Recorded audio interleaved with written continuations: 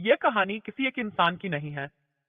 यह कहानी उस हर व्यक्ति की है जो बाहर से सामान्य दिखता है, लेकिन अंदर से रोज एक युद्ध लड़ता है।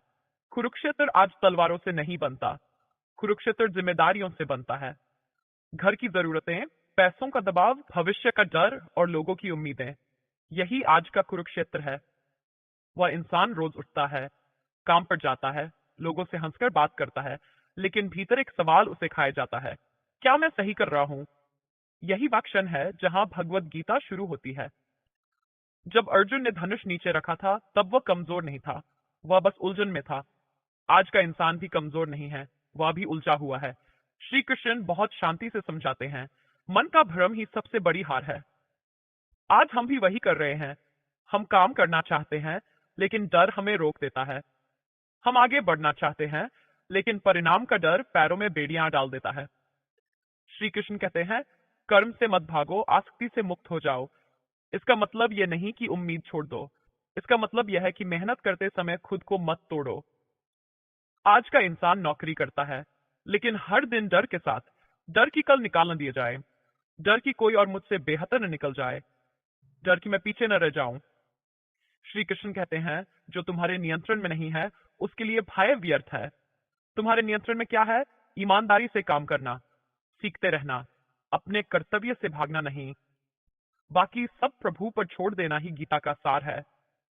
इंसान अक्सर पूछता है, अगर मैंने पूरी मेहनत की और फिर भी सफल नहीं हुआ तो? श्री कृष्ण का उत्तर बहुत स्पष्ट है, फल तुम्हारे हाथ में कभी था ही नहीं। लेकिन समाज ने हमें यह सिखाया है कि केवल जीत ही मूल्यवान है। गीता सिखाती है कि संघर्ष भी उतना ही पवित्र है।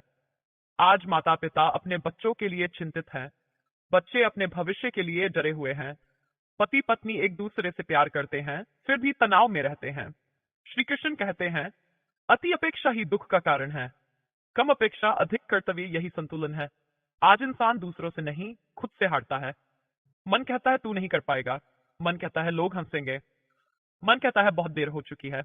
श्री कृष्ण कहते हैं, मन मित्र भी है और शत्रु भी। जिसने मन को दिशा दे दी, वही विजेता है। गीता ये नहीं कहती कि सब छोड़ दो। गीता ये कहती है कि जो भी करो पूरे मन से करो। काम छोटा हो या बड़ा, कर्तव्य छोटा नहीं होता। जब इंसान यह समझ लेता है, तब उसका व्यवहार बदलता है। वह तुलना कम करता है, वह शिकायत कम करता है, वह चुपचाप आगे बढ़ता है। श्री कृष्ण कहते हैं, जो अपने पथ पर स्थिर रहता है, वही सच्चा योगी है। आज की भक्ति केवल मंदिर में हाथ जोड़ने तक सीमित नहीं होनी चाहिए। आज की भक्ति जीवन के हर छोटे निर्णय में दिखनी चाहिए।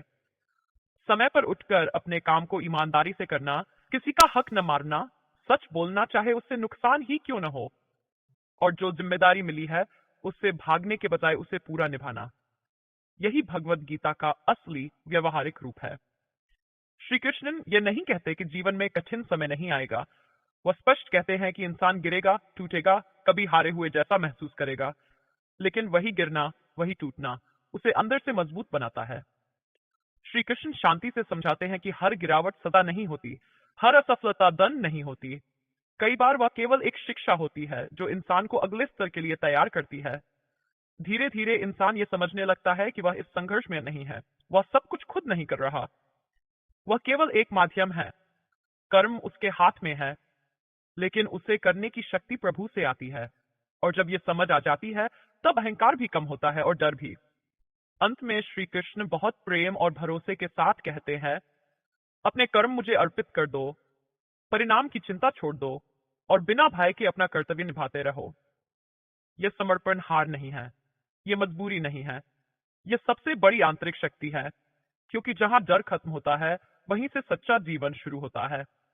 अगर आज आपकी जिंदगी में दबाव है, अगर जिम्मेदारियां भारी लग रही हैं, अगर हम बार बार थक जाने की बात करता है, तो समझ लीजिए, गीता आपके लिए है। अगर आप उलझन में हैं, अगर सही और गलत के बीच खड़े हैं, तो भरोसा रखिए, श्री कृष्ण आपके साथ हैं। क्योंकि भगवत गीता कोई पुरानी पुस्तक नहीं है, वह आज भी उतनी ही जीवित है, जितनी आपकी रोज की समस्याएं, जितने आपके सवाल और जितना आपका संघर्ष।